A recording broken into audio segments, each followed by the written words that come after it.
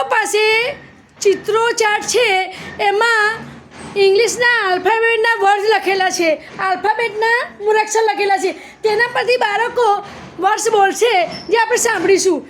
ચાલો. કાઈ. સરસ. ક્વીન. ગ્લાસ. બોલ.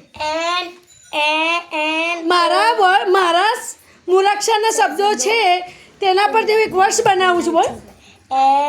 LOSE. સરસ.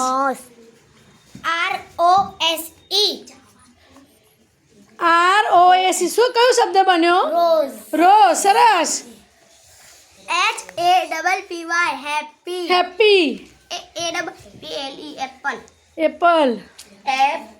FRIEND. ફ્રેન્ડ. સરસ. PENCIL. પેન્સિલ. MONKEY. મંકી.